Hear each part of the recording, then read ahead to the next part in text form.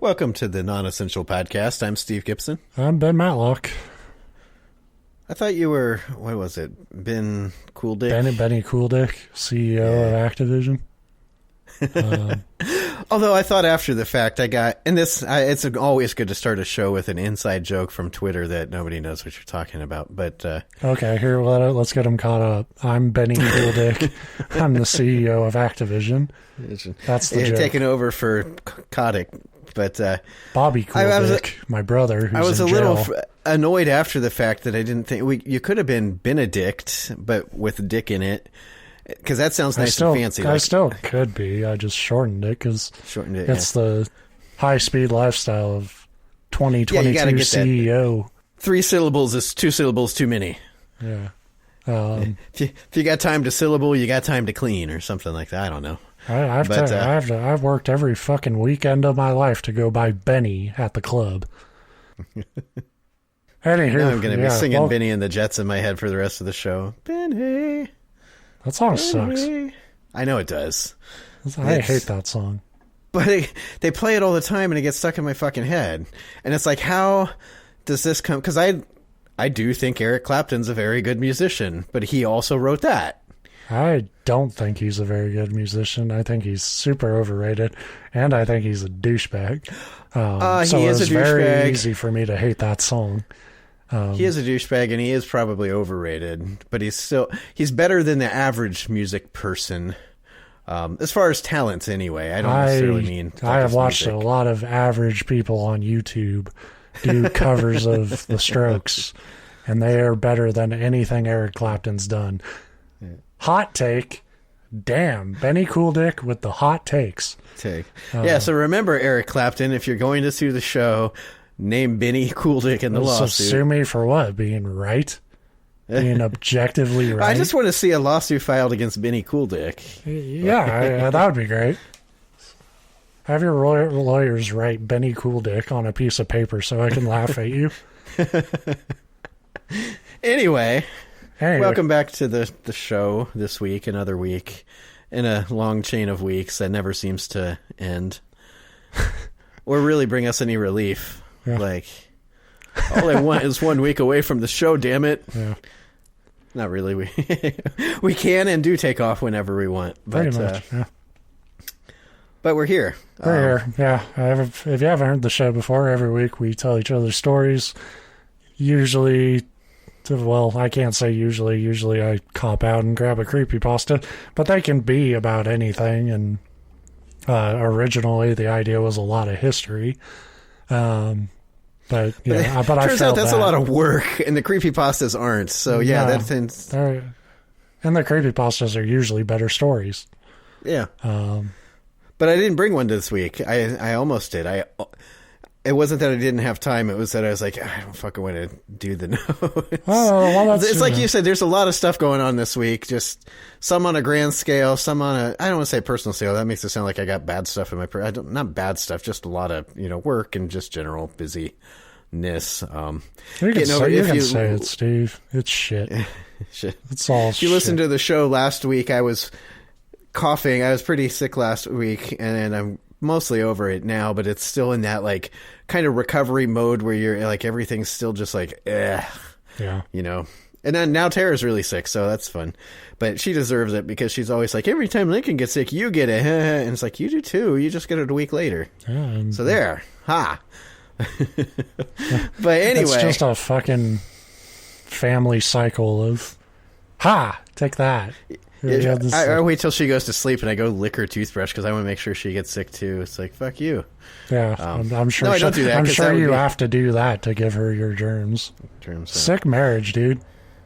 My cooties never spread far and wide. Oh God, no, that's gross. That's how you swap germs. But I will swallow your entire toothbrush and regurgitate it. So I thought I was going to just cop out, but going through my, I forgot, we've talked about before how kind of funny it would be if either of us were ever implicated as serial killers and stuff, because I think we both have a lot of things that authorities would find and be like, aha. Do I need to bring my lawyer to this episode? It's just, I've got a whole list of possible, like, and it's not even like it's not even an organized, it's not like a list is a wrong word, because a list implies that I have like an ordered, like, oh, this topic and this topic. I've got a Google Drive full of random, like, one-sentence Word documents that are just meant to remind me to look something up. So it's basically the digital equivalent of that Charlie from Always Sunny meme with, like, the pictures and shit everywhere. Oh, the Pepe Sylvia thing? Yeah. So it's basically, I've got the digital equivalent of that. So if they ever, like, were doing a deep dive into my, like, files, which wouldn't be that deep, I don't hide them. It's not like they're that secure. They just have me in jail, be like, give us your password. I'm like, okay. It's one. Just one? Well, there's just one. Yeah. But you push it very hard. You know, it's my name and then one. And that's how you get all my bank account info. I use it for everything. In fact, it's my daughter's middle name, too, because I couldn't think of what to put. Anyway, so I was going through those notes, and Gibson. I came across this, and I got something put together. So I don't know why I'm explaining all this instead of just reading the fucking topic, but I got something. Patty. And here it is. On July 2nd. So you don't need to do that, because you have a way of, like, hey, I think every time you have a topic and you're like, I don't know how long it will be, it ends up hitting the hour mark. I've got 5 pages of notes, so I'm I'm not worried about length. All right, yeah. So on July 2nd, 1966, 3 friends left their home in Illinois and headed to Indian Dunes State Park on the shores of Lake Michigan. Their names were Patty Blow, I think that's how it's pronounced, Blough, Renee Brule, and Ann Miller. Ann's my favorite because she's got a normal fucking name.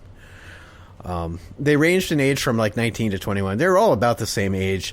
I like to think when it says they ranged in age, it's not that like one was 19, one was 20, one was 21 or something like that. It's like their ages changed periodically. So at any given day, they're in a constant state of slightly aging and de-aging. Yeah. Right. So on any given day, they could be 19 or 20 or 21. They had planned to spend the day at the beach doing beach things, as one tends to do on a beach in July. And by all accounts, beach and mountain climb. That would be awesome. There's just like a moderately sized sand dune, and you've got like a pickaxe. I got out into the water, wait for a big wave, and then try to grapple hook to the top of it.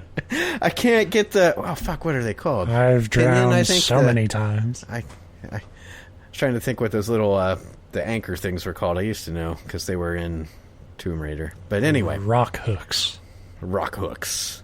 Now, that's the name of the protagonist in my novel I'm writing. Rock Hook. Sylvester Stallone in Cliffhanger.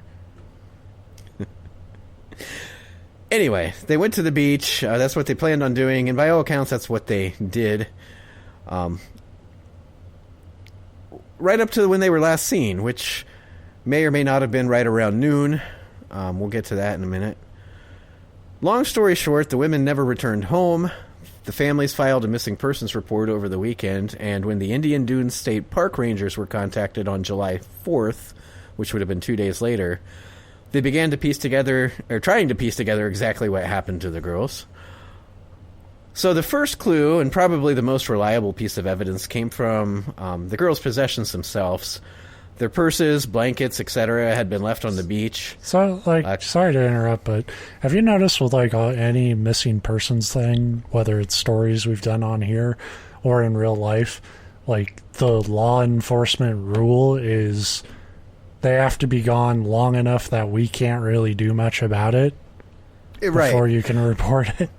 Right, and in some cases, to be fair to them in this case... I don't know exactly how far it was, but it was across state lines. It wasn't the typical, because we've heard so many times, just in the news, but we've done stories too, where it's reported immediately, and the authorities are like, it's not that weird. And then a week goes by, and they're like, oh my God, that's weird. It's like, well, Yes. It was weird when their loved ones said it was weird. Like, right. You know. But that wasn't really the case here. It seemed like it was more, and again, this is 1966, so like before cell phones and all that shit. So it just was kind of that normal lag between the girls go out to spend the day at the beach. Were probably expected home pretty late anyway. They didn't show back up on the 3rd, and the families filed a report with the police back home on the 3rd, and it wasn't really until the 4th that, like, they got out to this beach and were like, hey, we're looking for these girls. So, in fairness, it wasn't like or at least doesn't sound like it was that we can't do anything yet. It was just like a natural lag time between people realizing, oh shit, something's probably wrong, and it getting back to the relevant authorities here on the beach or at the park. But anyway, so the park rangers, once they were contacted and realized that they really needed to be looking for somebody, the first clue were their possessions. They had been actually turned in by a couple who had been sitting near the girls, and they're the ones that reported seeing them, up until about noon. And they said about then the 3 women entered the water and ended up climbing into a white boat that was driven by a tan, dark-haired man who appeared to be in his early 20s, and then the boat drove off. When it began to get really late in the day and they hadn't seen the women come back for their stuff, that's when the couples went to the park rangers and were like, hey, these women were here and they got into a boat and they haven't come back. Like, maybe you should watch their stuff. It sounds like they weren't even necessarily thinking foul play, but they were thinking, here's some, like, we don't want their stuff to just get stolen, and so the park rangers basically put it in the lost and found. They took the stuff.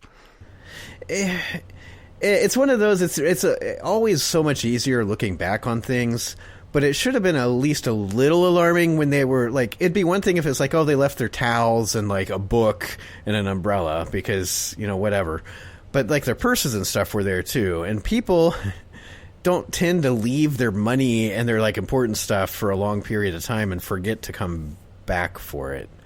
But although at the same time, we've all kind of had that romanticized dream of leaving all your shit behind and going and becoming a hobo.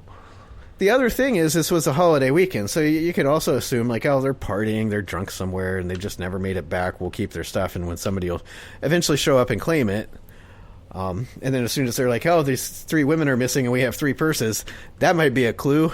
That's kind of when they put that together. The park rangers collected the items and stored them in their office, like I said, and when they were alerted, they began to search the area and discovered that the women's car was still parked in the lot. And it, too, contained a number of personal items, like a change of clothes and that kind of stuff. Stuff that just was kind of weird to just leave sitting for multiple days. So authorities, friends, and family members began trying to piece together what exactly had happened to the woman. The women. Whoa, man. Yeah, whoa. That's how I used to remember how to spell it when I was like 5. Yeah. Like, whoa, man. It's like man, but whoa. Whoa. Which makes sense, because that's what you say when you see a man. You're when like, you see a woman man. For the first time, you're like, whoa. Whoa, man. Yeah. Dating advice with the Non-Essential Podcast. Let them know how impressed you are by exclaiming. How to win over any women. Act shocked and slightly scared. I like that we're starting one of those really terrible men's advice like shows, but we're being honest about our approaches to it. Yeah. I want the future generations to be equipped to be as successful with women as I've been. Have you ever been driving and seen a deer jump out in front of you and just look at your headlights? Have you ever act like that? Be sure to rubberneck the fuck out of a woman if you drive by. Stop looking at the road and pay attention to her. She'll respect it. Especially if you crash your car in the process, because that tells her you don't care about... If you hit a stop sign, this tells her that you make your own authority in this world. Anyway, so they began to actually go through the stuff. In Renee Brule's purse was a note that she had apparently written to her husband but never delivered. I'm leaving you. The end. It was pretty much. The couple had only been married 15 months, but in the note, Renee alleged that she was sick and tired of him spending all his free time fixing up cars with his guy friends, and that he never spent any time with her, and ultimately it indicated that she wanted a divorce. The three women also shared an interest in horses, and in fact, two of them had met because they kept horses at the same stable. And two of them ran off with horses. Horses, Hey, now. Hey. Whoa, man. If I lost my woman to a horse, I actually probably wouldn't be that bothered by it. I was going to say, I'd understand it. I mean, horses are nice. Right. It's not his fault. She's a two-timer. Rumors began to circulate that the other two, Patty and Anne, had both been having affairs with married men that they'd met at the stables. Anne's friends even corroborated the rumor and said that Anne was about 3 months pregnant with a married man's child. Some suspected that Patty may also be pregnant. Okay, so it's are they all from Circleville? Is this like a continuation of the letters? Yes, because everybody seems to have fucking dirt. Like, that's where it started to get in. I mean, you start off with like missing women case, and it's like, we've done a lot of like serial killer stuff. I just hear these stories about normal fuckers with like they have affairs and all this fucked up shit, and I'm like, did I miss something where like my life is so fucking boring, and I want it to be. I don't want to live their fucking dramatic horse shit. But it seems like so many people like invite TV drama bullshit into their lives. Mm-hmm. It's like, it gets better. How do you live that way? So far we've got the one that was apparently, threatening divorce. We've got the two that maybe were having affairs with married men. Anne had also been quoted as saying that she wanted to get away from that horse syndicate.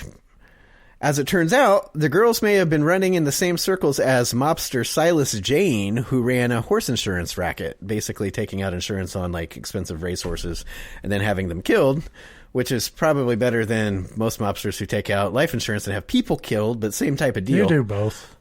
Yeah. Oh, I'm sure he did. We'll get to him. Diversify your business portfolio if you're in the mob. So apparently, like you said, if me or you went missing, people would be like, well, that's a real head scratcher. They didn't do shit. These women go missing. They're like, well, they were maybe in bed with the mob. They might have had illegitimate children with married men that didn't want their wives to find out. One of them was maybe filing for divorce. It's like the oldest of you is 21. Like, right. You're not nearly old enough to be into this much fucked up shit. So once word of the women's disappearance went public, another possible witness came forward. They had been at the beach that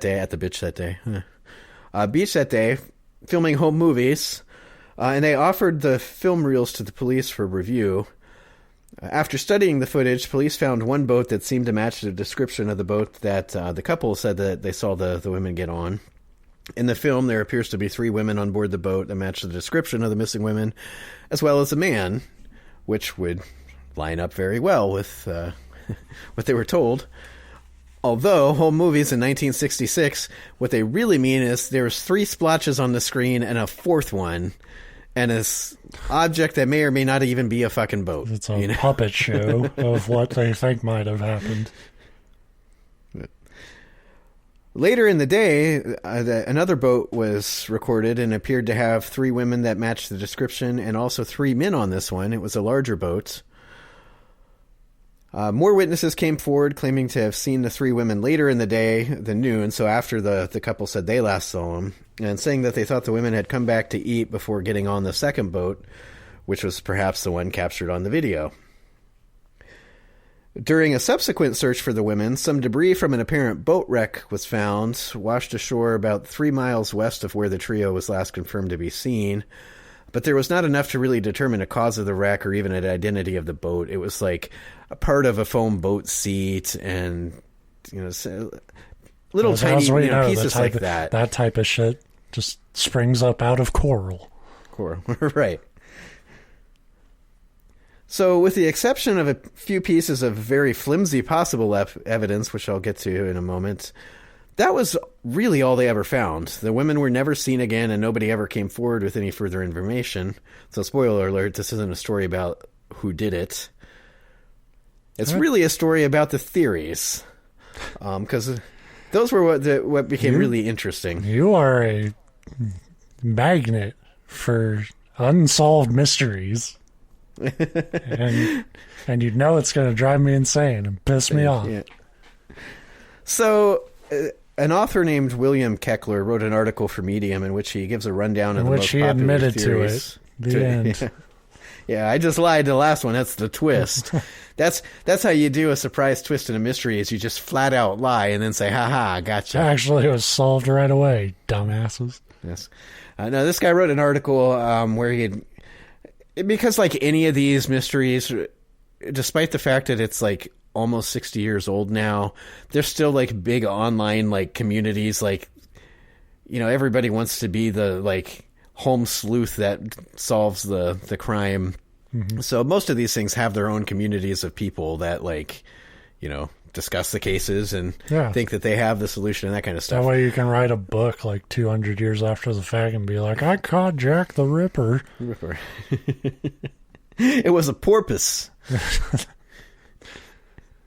But this guy went through all that stuff and he made an article about with a rundown of all the theories, and it was a very good article. So basically I'm just stealing his list of theories here. But I'll leave off because his article, he gives the theories and then goes on to say how likely he thinks that they are, this or that. I don't care how likely he thinks they are, because that's what me and you are here for. That's right. But, so here are the theories. The first one is that the women just simply ran away to start new lives, which you already alluded to. Mm-hmm. Because all three women apparently had things going on in their personal lives that they may have wanted to get away from. Possibly two of the three were pregnant to men who were married, and the third one had a divorce. Side dick. At least one had a side horse. One of them was afraid of the mafia, which is a really good reason to just leave town, honestly. So it's possible that they just staged their disappearance and left to start new lives elsewhere. At least that's what some people think. It's not a real popular theory because despite like those things going on in their lives, all three women had seemingly really good relationships with their like families and stuff. So it's unlikely that they would just take off and then never contact. Didn't you say though that they were in dangerous circles? Yeah, so, I mean, if you were really worried about the mafia, maybe you wouldn't contact your family under the assumption that you don't want them to get hurt. Or you know, hey, love you, Mom, but I could die. Yeah. Peace. You know, like there is a play there. I don't think it's likely, but well, the thing with that is, you would think that after, you know, eventually this Silas, whatever his last name was, I already forgot. It's further down in my notes again. Silas Horse Killer. So, yeah, he eventually gets, you know, arrested or killed or whatever the fuck happens to most mafia people. So you'd think after that, you know, they would maybe show back up like, hey, sorry we had to leave. The Sopranos. If you pop your head back up, it's fucking bad news. It doesn't matter who's dead or in jail. Yeah, true. Like, if you're on their fucking shit list, yeah, they probably won't do anything, but if they happen to have a shot, they'll fucking kill you with a bungee cord or something. Well, that's why it's a possible scenario. Although the other thing is, you wouldn't think that they would leave all their stuff. The one person, the Renee that had the note to her husband saying she wanted a divorce, also had like $55 worth of checks in her purse, which in 1966, I think $55 that's 3 checks. is worth about $3 million in today's money. I think that's how inflation's gone. But again, I guess if you had other money, it sounds like all three of them probably came from, you know, relatively affluent families if they were like into like horses and owned horses and that kind of stuff. So maybe you leave some money as a decoy, but I don't know. I kind of agree with a lot of people where I don't think that's the most likely explanation. Yeah. The other theory is that they went on a joyride with a stranger in the boat, and then something happened and the boat just sank. I don't know if I mentioned, it's this lake, Indian Dunes, it's Lake Michigan. So it's the Great Lakes, but Lake Michigan's also one of the more dangerous Great Lakes. Boat accidents definitely happen. So it's possible that they just like met this guy and were like, yeah, we'll go for a ride on your boat. And then he was like showing off or something, or the boat just like caught fire and sank and they all died, hey, including the fourth guy. Straight up this wave? Well, maybe he's the guy you were referring to that can't tell the difference between waves and mountains. Yeah. Like he tries to mountain climb a wave and then he just rams tried the to boat sell right into a mountain. Yeah, he just slammed right the fuck into the side of a cliff or something. Or the dude was mob connected again and just like pulled a gun on him, told him to get on the boat. The only thing, and this is going to apply to a lot of these theories, but with the boat accident theory, this was the 4th of July weekend at a public beach with lots of people. But Jaws happened at party time beach. I haven't seen Jaws in a while. I forget what was happening then, but it was big. Big, yeah. The shark was walking around on the beach eating people. Nobody noticed because they're like, yeah, we're in our own fucking world. Just a shark wearing like swim trunks, just strutting the beach. Straw hat, yeah. Like that sure looks like a shark, but he's got swim trunks on. So, well, we're not shutting down the beach because we have one shark tourist. But yeah, a lot of people question whether like a boat could have sank catastrophically like that without somebody noticing it. Again, though, what we've noticed time and time again with these stories is that people aren't very fucking observant. Or they observe it and they just don't like, they're like, that boat's sinking, that's kind of weird, but my hot dogs are done, I'm going to go have one. Not as weird as these hot dogs. Another theory is that the women drowned while swimming. Sometimes the simplest explanation is the most likely. Was like, I gotta get the fuck out of here. Fuck out of here. Well, I mean, he could have dropped him back off, and they were like, "Oh, we're going swimming," or whatever. A lot of sense, because again, some people claim to have seen them after they got back off that first boat. Although it's like anything, once the stories go public, and the longer it goes, the more people are. I'm sure you had people like, I saw 3 women at the beach. It's like, I'm sure you fucking did. There was like, I see lots of women. Thousands of people there, right? Yeah.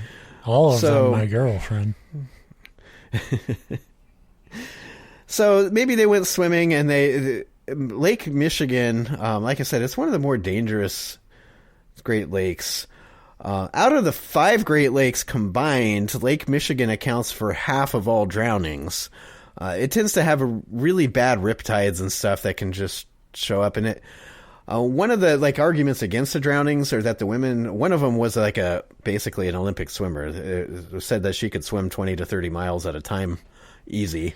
And the other 2 were above average swimmers. So it's not like they were people that, couldn't handle themselves in the water. That's really cool. Water don't give a fuck. That's what I have in my notes. Anybody, no matter how good a swimmer you are, there's certain water conditions that you're just fucked. Yeah. You're, you have a better shot than most, but if the water goes perfect storm on you, here's the other thing too, is they're like, oh, but the one was such a good swimmer. It's like, yeah, but if one of her friends that was less good was drowning and you try to save, a lot of times people drowning drag people to their deaths with them because you're panicking. So there's a lot of scenarios there where, that's not something that I think isn't possible for happening. And again, a lot of people say, well, yeah, but how could these 3 women have drowned in this busy beach, lake area with all these people around? Well, that's real fucking easy because, lots of people are swimming and splashing and screaming and yelling and blah, blah, blah. You don't necessarily notice that some people are actually in trouble. You think that they're just messing around. Not me. I see it, but I just keep drinking. I like to think you're the guy at the beach that goes somebody in need, and goes running across the beach and dives into the water, and then it's like a kid playing in ankle deep water, and then you keep doing it over and over again. You go the other way with it. I think I'm kidding. Myself. I don't think you would interact with strangers. Yeah, I am definitely like that Matthew Stafford clip that came out at the parade where the woman fell at the Super Bowl thing. Yeah, I've heard about it. I didn't watch the clip. Oh, it's so fucking perfect. it is. I tweeted about it because it is the most natural asshole reaction that I legitimately relate to, because I not that I've done it, but I've felt that, where something bad happens in front of you and you are not equipped to help, and every impulse in your body is to be like, just turn around, wait for this to blow over. Yeah, pretend you didn't see it even though you clearly did. Yeah. But the other thing, and it's kind of, again, I never commented on it on Twitter because I didn't watch the clip, and that's kind of like the biggest online asshole thing to do, is to start like making comments where you don't. It's like making a comment based on a headline and not reading the article, which I promise I've never ever done. But it's one of those things too where it's like everybody's like, oh, he just turned around and didn't do anything. It's like, but in my head I'm thinking, he's a quarterback in the NFL. You're at a parade with thousands of people around. Yeah. I would probably also assume somebody else is better equipped to deal with this right now. Yeah, but there's like a general humanity you have to show in that moment. Yeah, well, that's the thing, is I couldn't, without watching the clip, I didn't know how bad the fall was. What he did was so naturally fucking dickish and funny, because he was like, he turns to his wife and is like, you deal with it, and walks off. And the wife is like, naturally like, oh my God. And he's like, all right, peace. And he just bolts. See, that's what I didn't know, how close he physically was to it, and how she was like taking their picture or something, and then she fell. And well, yeah, but he felt bad about it. Like, it's a thing. Like, you're drunk and that was the other thing I was going to say. To like deal with it. Drunk. Yeah. So I'm a little more apologetic than a lot of people were, but it's because like I said, I like to think I handle any situation like that better, but I totally get the impulse to fucking hide if shit's going down. So yeah, I could totally see people drowning in the midst of other people, and Ben turns and packs up his shit, like, well, beach day's over. It's over. This is going to get real bad real quick. I'm out. Yeah. As soon as I see three girls, I'm like, this is a fucking non-essential podcast episode waiting to happen, and I turn the other way. But a lot of people point out, if they simply drowned while swimming, there's a very high likelihood that at least one of the bodies would have eventually washed up, because they usually do, but not always. You know, we've heard a lot of people get like drowned in lakes and rivers that are just like, not if the dude killed him. I don't know the physics behind it. Sometimes the bodies float, sometimes the bodies sink. I don't know. What was the buoyancy of these women? Nobody told me that. Maybe they swam to the bottom of the ocean. So these theories start to get more interesting, I promise. I wanted to start with like the boring, like normal things. One of the theories that's been put forward is one that I had, because I had kind of heard the story or read it a couple times when I was adding it to my serial killer wall of possible stories ideas, and I hadn't seen it on any of the things I had read. But apparently one of the ones doing the round is that maybe they fell victim to the sand dunes. More specifically, a thing that can sometimes happen is that voids can form under sand dunes and then collapse, just like sucking people down. Keckler in his article mentions an incident that I actually have seen before in a television show. It was about something else. I think it was somebody else's disappearance. But they brought this case up about a young boy. I think he was like 15, not even 15, 10 or so, playing on a sand dune, and all of a sudden he just fucking vanished. And it turned out like there was a empty space below the sand dune, and it collapsed while he was on top, and it sucked him like 12 feet under the sand. And I don't remember, but I assume he did not make it out alive, because can you imagine trying to dig 12 feet of fucking like shifting sand off of somebody quick enough to like have them not crushed and suffocate? So I assume that story turned out bad, but I don't remember. Maybe they saved him. But people wonder if that was the case here, because some people say they saw the women back and they were just kind of walking around and exploring the dunes. It's about a 1 in a million chance, but maybe they just fucking got swallowed by the sand. It's gotta be a shitty way to go. I would. Like, this is almost my favorite theory from, like, a oh shit, that's, like, the worst thing I can imagine standpoint, but, like, it's the worst thing I can imagine. Yeah. Like... It would just be such a fucking... Like, well... It would be such a fucking Mario pit for all three of them. And you wouldn't... Like, it could happen for sure, but... Drowning is already one of the ways that I think I would... There's a lot of ways I don't want to die. I won't pretend like I'm not afraid of dying in horrible ways. But drowning seems especially awful to me. But drowning in sand seems 1,000 fucking times worse. Especially since you probably would have no idea what the fuck just happened. Like, 1 minute you're on sand, and then the next you're like, hey, the ground feels weird. I can't see anything, I can't breathe, and I'm being crushed. Like, and there's fucking sand everywhere. That's the worst feeling in the world. Like, I don't want my dying thought to be, great, there's sand in my ass crack. Like, and that would be my last thought because I'm stupid. Well, it's the first thing they're going to check for a pulse.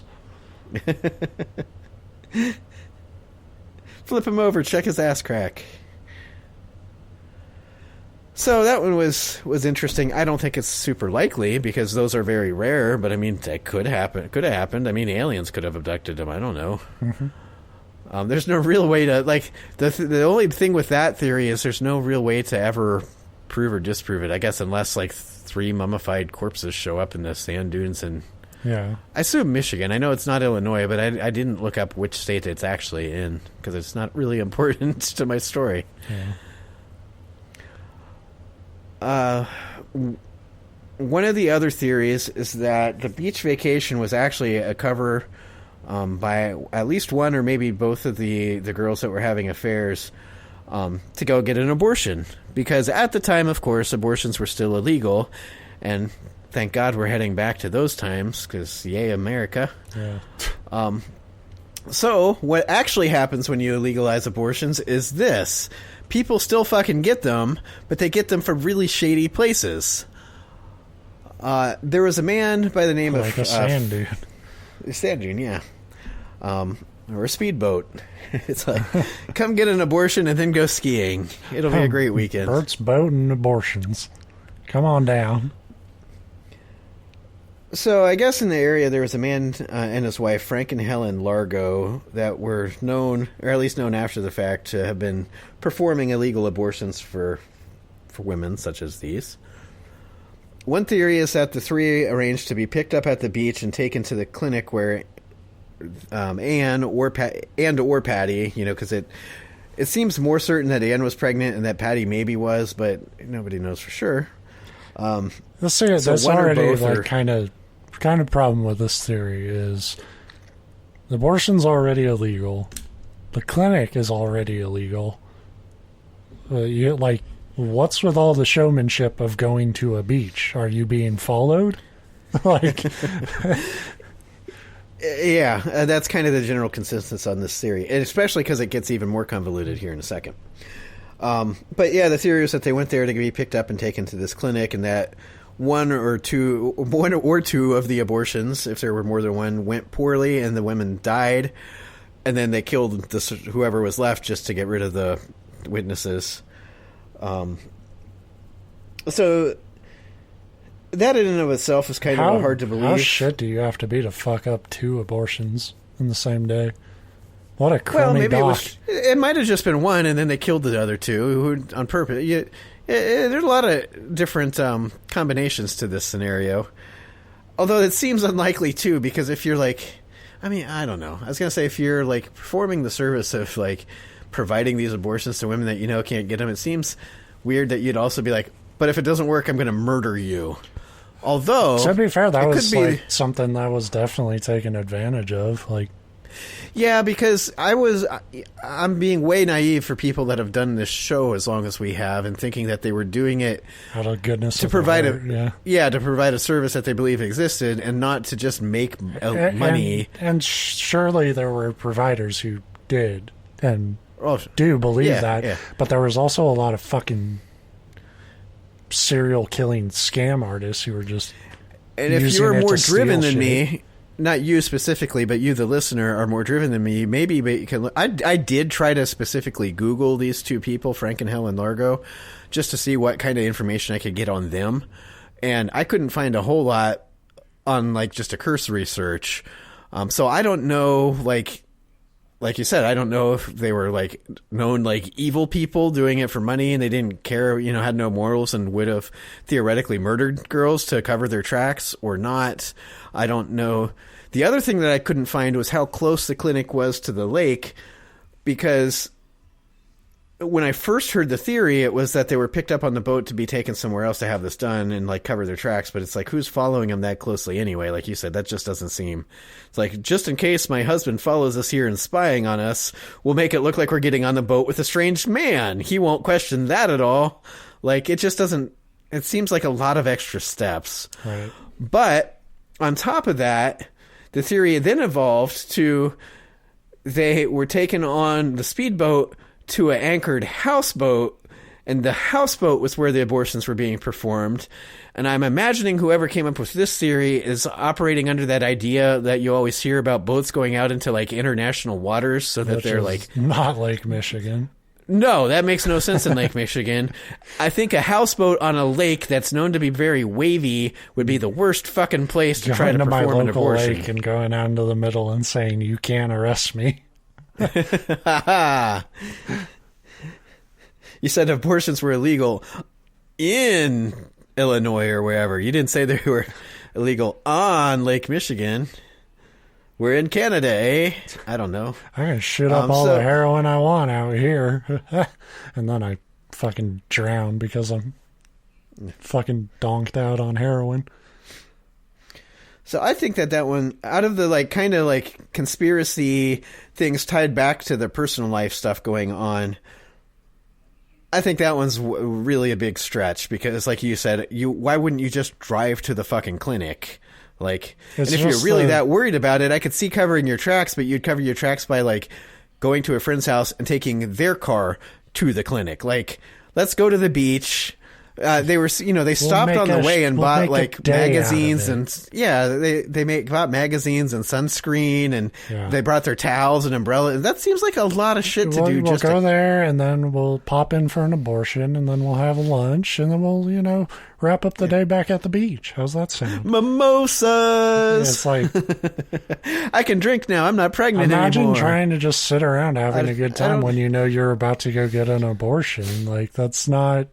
No, it's not how it happens. That's what's... Or maybe it does for these people. Yeah, I guess that's true. I mean, everybody handles things their own way. One of them loves a horse. Who am I to judge? Yeah. Here's one that you jumped to already, and in my books is probably one of the more likely theories. And that's that Silas took a hit out on the women, or at least one of the women. And what happens if you get a hit taken out on you? Anybody that's around you or a known close associate of you tends to also fall into crosshairs. Yeah. But they all three hung out at this horse thing. So if they were indeed like in the know about this mobster's like going ons, they probably all three were in the know about them. So it would be likely that he would want all three of them killed. So fearing that they knew too much about his operation, Silas was an extremely violent mobster who had people killed before and certainly doesn't seem to be the kind of guy that would have any problems having the women killed. It wasn't like he was one of these guys that he was like, no, I don't, kill innocent civilians. There's a lot of, like, like Goodfellas was a great movie, but they didn't make up the idea that mobsters were murderous psychopaths with very little regard for human life. And a lot of them were like, they maybe seemed that way on the surface, but the second they were put in jeopardy of being caught or having their operation blown up, they would protect that above all else. Yeah, they would have zero issues. Yeah, totally. But they didn't respect other people's, like, it was hits were and are a part of business in organized crime. So apparently a person who claims to have insider information on the case and on Silas's operation has gone so far as to claim that a man named by the name of Ed Nedfield was the one who, on the orders of Silas Jane, murdered the women. Ed was a dirty cop who Silas had hired as a hitman at least one other occasion. Though that's kind of convoluted because he hired Ed to take out, I think it was like his brother-in-law or something. And then Ed turned around and contracted that killing out to somebody else. So it's like, yeah, I'll take on this job for the boss, but I don't want to actually pull the trigger. So I'll be the middleman here. I'm a people person, as the guy from Office Space would say. Mm-hmm. So he's got somebody else to agree to do the killing, but that person ended up never carrying the murder out. I don't know if they chickened out or what. But then a different hitman hired by Silas directly did carry out that murder. And so when this guy was murdered, somehow it still got traced back to Ed, and he was still charged with conspiracy, even though he fucked up every step of the way of what he was supposed to do. They were still like, hey, you still knew about this hit, and you still tried to orchestrate the hit. That is the thing of if you're going to be hired to be an assassin, you might as well just be an assassin, because if shit doesn't work out or you fuck up, it's still coming back to you at some point. Though I would imagine, though, that the prison time for conspiracy to commit murder was a lot less than, I can't imagine a lot less. I'm just shocked that I didn't read that he fucked it up and Silas hired somebody else and then killed Ed because he was pissed off that he had to hire somebody else. Because that, for somebody as violent as Silas seems to be, Ed just sounds like a loose end and a liability at this point. It would probably depend how much dirt you had on him already.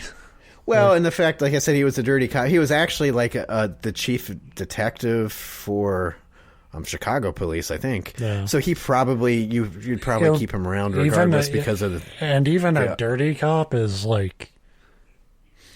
it's a risk to kill a cop. Yeah, because it puts way too much of a spotlight on you anyway. So he was probably a little more bulletproof on that respect. But to take this one step further, this person that claims that it was Ed that did it, said that apparently Ed had filed an insurance claim on a boat matching the description of the one that the witnesses saw, saying that it sank just a few days after the women disappeared. Said according to the insurance claim, it caught fire and sank, which would kind of match the debris that they found.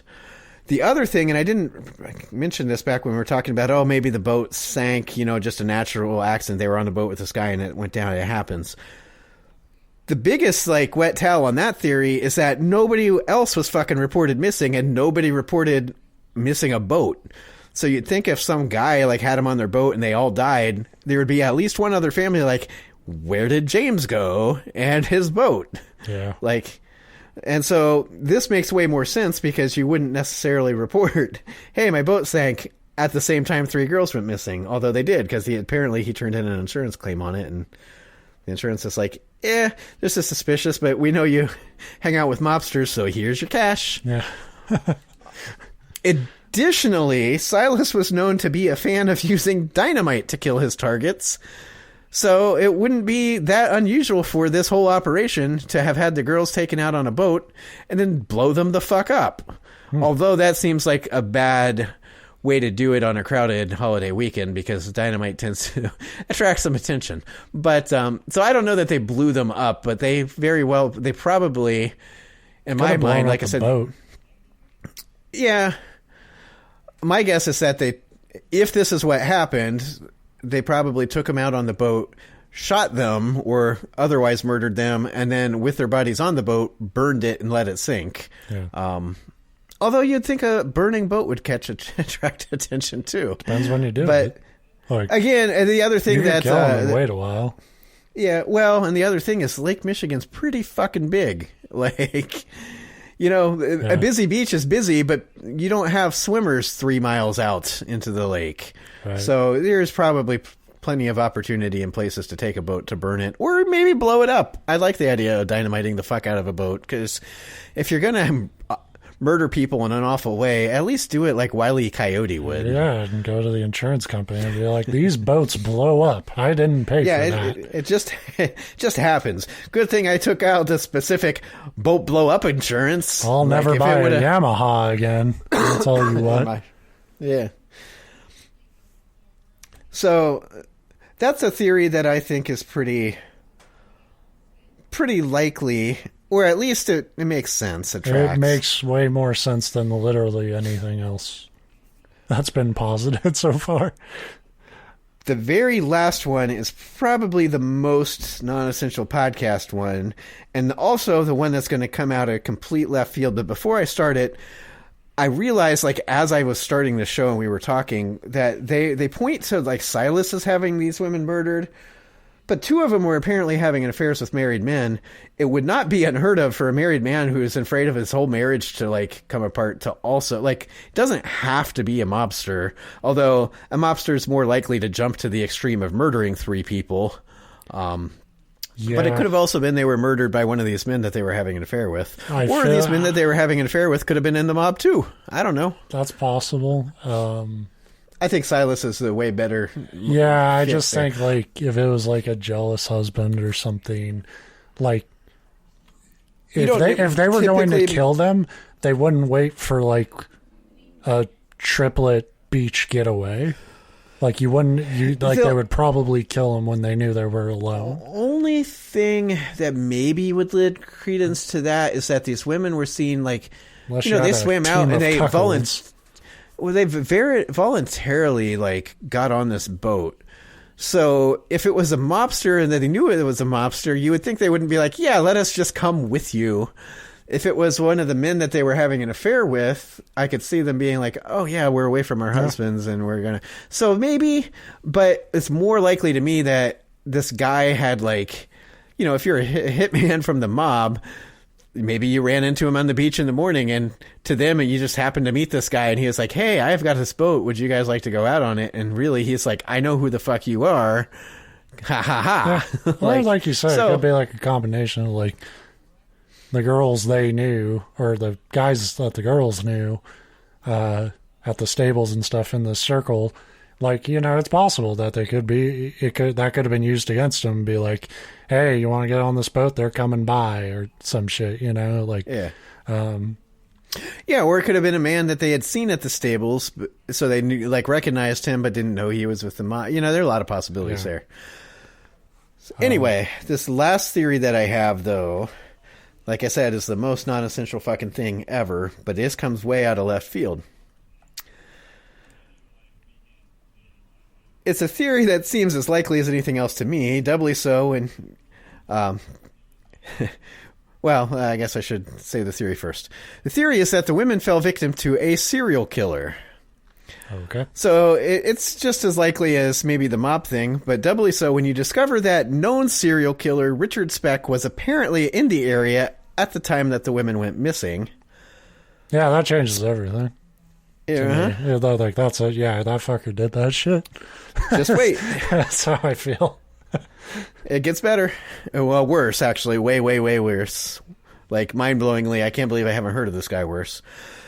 Speck also kind of fits the description of the man allegedly seen on the boat, though in fairness, a tan guy that's kind of young with dark hair, that's going to fit like 50% of the guys on a beach in July. Yeah. But those guys who look like me don't go to the beach.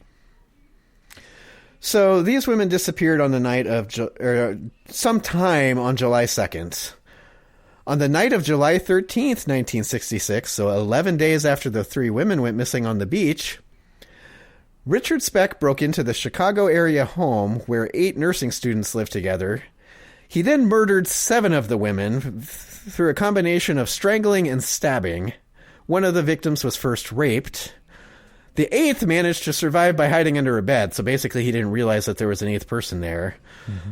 Though I don't even want to begin to imagine how witnessing your 7 roommates getting violently murdered all around you, terrified that at any second he's going to realize that you're there.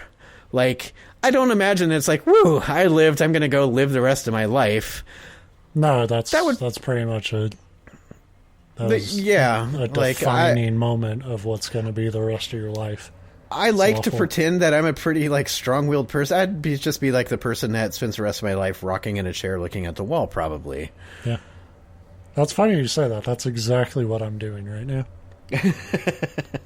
I'm not even joking. I'm like moving back and forth, just staring. In fairness, at the wall. though, a lot of people have that reaction to me talking. But well, now it's like you brought up the serial killer, and it's like it's amazing how just that one element changes the whole complexion of this setting, and it's like, oh yeah. Even as credible as I think the mob shit is.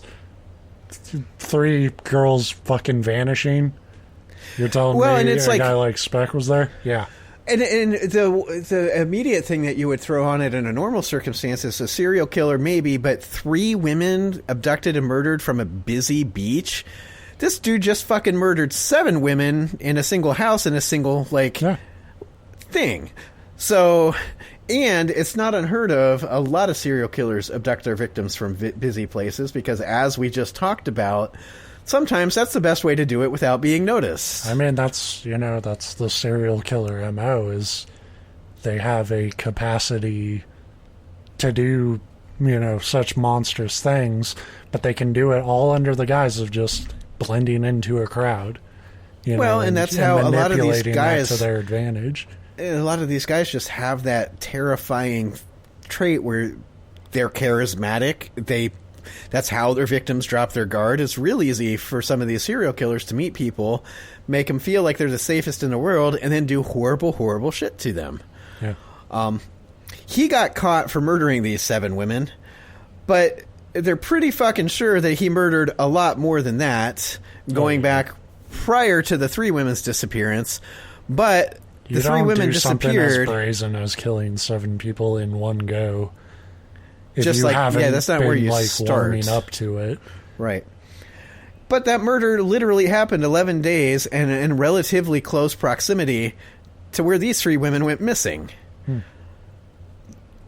So apparently, and the article makes it sound like, and I didn't really get to dig into this, but apparently Speck was kind of like a person of interest when they were looking for the 3 missing women, which is weird to me because it sounds like, I mean, this is before he murdered the 11 people. It's what it made it sound like, or the 11 people, the 7 people. So I don't know how his name would have come up, and they were like, oh, we want to, but from the sounds of it, police were like, we want to talk to this guy. Then 11 days later, he murdered 7 people when they caught him, and they basically focused on that. Yeah. That case created quite a media frenzy because he murdered 7 fucking people at the same time, violently. And so, like, with the case going on in his trial and just the gruesome, like, shockingness of the crime, it seems that they just, like, the thought to question him about these other 3 women just kind of just went by the wayside, which is weird to me because if I'm the detective, the ones that caught him in Chicago would have been different than the authorities looking for the women because they were different. They were relatively close, but it wasn't like it was the same, jurisdiction. Yeah. And if I hear like somebody that we kind of had an interest in just murdered 7 people, I'd be like, I need to get in and talk to this guy. But that apparently didn't happen. And then Richard Speck died in prison. He was originally sentenced to death, and then I think that it said it was changed to like 8 consecutive life sentences, and I think it had, and I could be wrong here, but I feel like Illinois was one of those places that did away with the death penalty or temporarily, stopped them or something. So I think it was less to do with like, oh, we're going to change your sentence because whatever, and more to do with we're just not going to put people to death. But he was in jail for life, but he died at a relatively young age. I think he was 49. He had a heart attack and died in jail. So if he murdered them, he never confessed to it. Which a lot of them don't. No. It goes one of two ways. Either... people. Yeah, it goes one of two ways with serial killers. Well, yeah, I don't know why I'm telling you this because you're much more the authority than me. But that's always such a you start many sentences like that, and it's like we're so close to being like, I don't know why I'm telling you this. You know their playbook. Yeah. Well, you do it yourself on the weekends. You're one of them. No, but yeah, like it's like 50-50. Some serial killers just revel in it, and they'll tell you everything because they want that attention. The other ones don't, because like you said, it makes them feel more powerful, like to just have that. From every documentary I've watched on them, I almost always come away with the impression that, like, they will admit to some, and they will even sometimes go out and show where they hid bodies and shit. But I am almost always convinced that they killed more people than they were convicted for, and they will never tell the entire truth of what they did.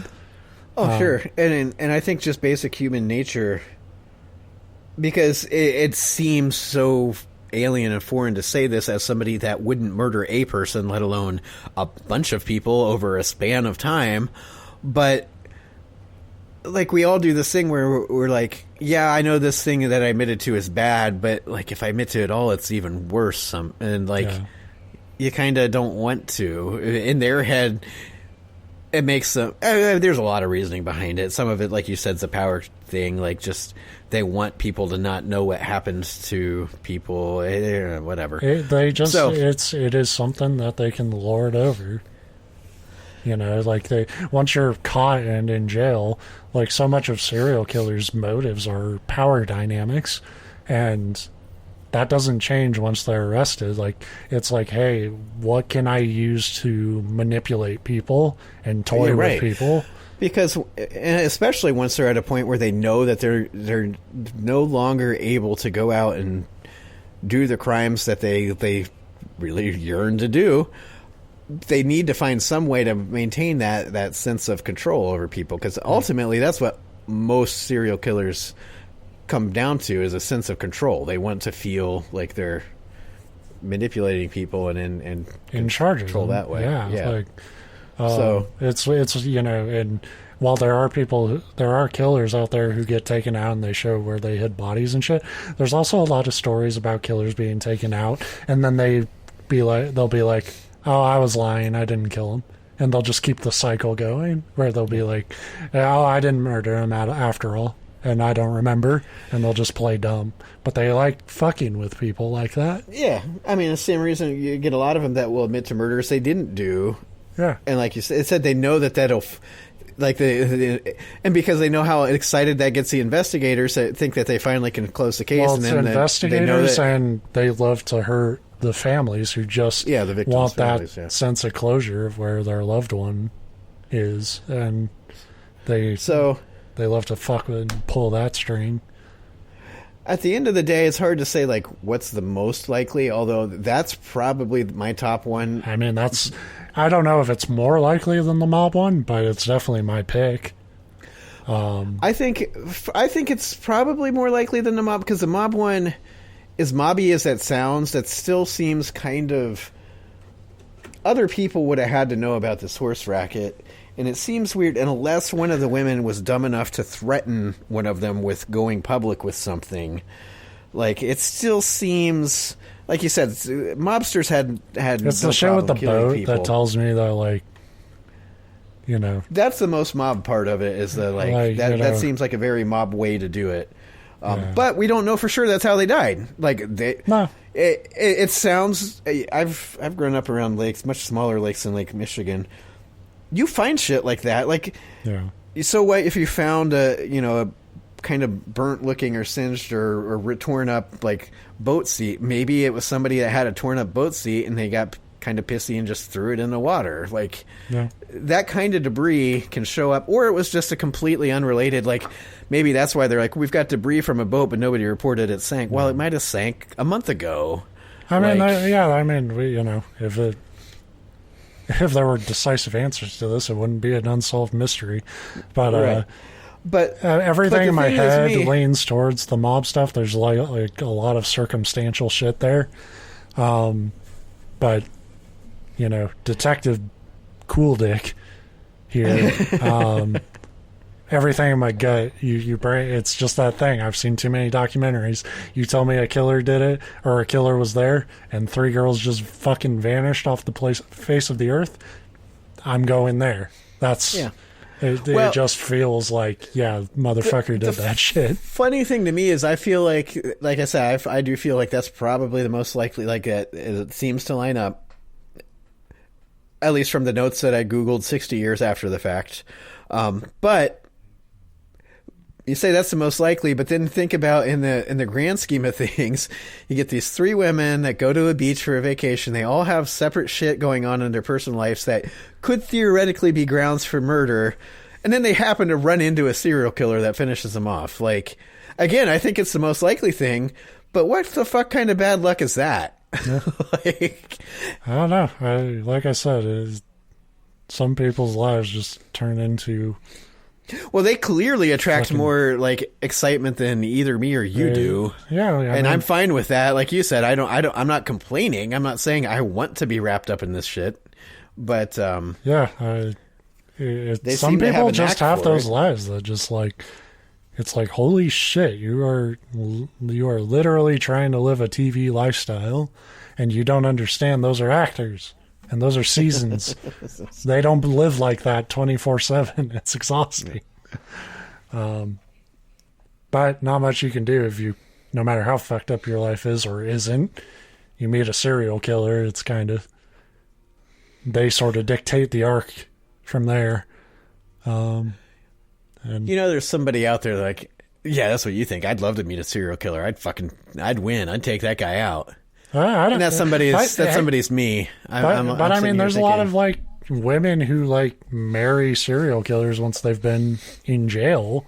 Like they're drawn to that excitement, no matter how fucking horrific it is. Like, that's the thing, is because obviously people are fucked up to become serial killer. Like, you have to be messed up to be a serial killer.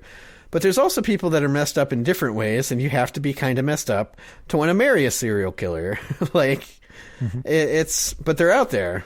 And I always hear that, well, they're drawn to the danger. And it's like, I don't think that doesn't go far enough to explain it for me, because there's more going on there than that. But I mean, you never know, like, what a psychological stimulus will be for people, because for them that might be just a perpetual rush that they can't get over. But also, like, I think a lot of those situations, like when you marry somebody who's in jail, I also think that's kind of a control thing too. So it's like, you always know where the hell they are, and you can kind of manipulate them on that level. So I think there's a lot of factors with that sort of shit. Fame by proxy. You want to be associated with somebody that's notorious. There's a lot of... it's like anything, because I always get frustrated. There's a lot of fucking people pursuing the most dramatic life possible. Which is weird. Like, go the opposite way, people. Pursue the most boring life. Don't tell them that. Then they won't have a show. Oh, God, if you want to be bored, listen to our show. We'll grow our... No, we might be boring, but we need stories. Yeah, that's true. Keep fucking up and email us how you fucked up. Because eventually we're going to run out of... Google search it.